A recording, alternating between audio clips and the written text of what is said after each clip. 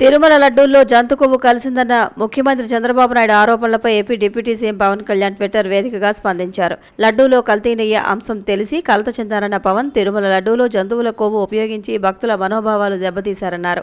సనాతన ధర్మరక్షణ కోసం జాతీయ స్థాయిలో బోర్డు ఏర్పాటు చేయాల్సిన అవసరం ఉందని పవన్ వ్యాఖ్యానించారు. ఇక ఆలయాల రక్షణపై జాతీయ స్థాయిలో చర్చ జరగాల్సి ఉందని, సనాతన ధర్మానికి ముప్పు ఎలా వచ్చినా అంతా పోరాడాలని పవన్ పిలుపునిచ్చారు. ప్రస్తుత వ్యవహారంపై వైసీపీ హయాంలోని టీటీడీ బోర్డు సమాధానం చెప్పాలని పవన్ డిమాండ్ చేశారు. బాధ్యులపై ఖచ్చితంగా కఠిన చర్యలు తీసుకుంటామన్నారు.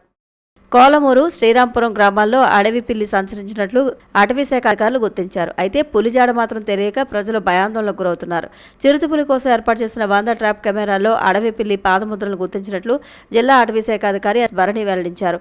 చిరుతను పట్టుకునేందుకు 7 బోన్లను ఏర్పాటు చేసినట్లు తెలిపారు. గురువారం రాత్రి కోలమూరు, శ్రీరాంపురం గ్రామాల్లో చిరుత సంచరిస్తున్నట్లు వచ్చిన సమాచారం మేరకు పాదముద్రలను పరిశీలించగా అవి పిల్లివిగా నిర్ధారించారు. చిరుత ప్రస్తుతం నివాస ప్రాంతాల్లో సంచరించడం లేదని భరణి స్పష్టం చేశారు. తూర్పుగోదావరి జిల్లాలో కొత్తగా 9 ఇసుక డిస్టిల్టింగ్ పాయింట్లను గుర్తించామని, త్వరలో మరో 10 పాయింట్లను గుర్తించనున్నట్లు జిల్లా కలెక్టర్ ఎస్ ప్రశాంతి వెల్లడించారు. ముఖ్యమంత్రి ఎన్ చంద్రబాబు నాయుడుతో జరిగిన వీడియో కాన్ఫరెన్స్లో ఆమె మాట్లాడుతూ, ప్రస్తుతం జిల్లాలో 3.50 లక్షల మెట్రిక్ టన్నుల ఇసుక నిల్వలు ఉన్నాయని, అవి మరో 15 రోజులకు సరిపోతాయని తెలిపారు. సచివాలయాల ద్వారా కూడా ఇసుక బుకింగ్ చేసుకునే అవకాశం కల్పిస్తామన్నారు. ఈ సమావేశంలో జాయింట్ కలెక్టర్ ఎస్ చిన్నరాయుడు, ఇతర అధికారులు పాల్గొన్నారు.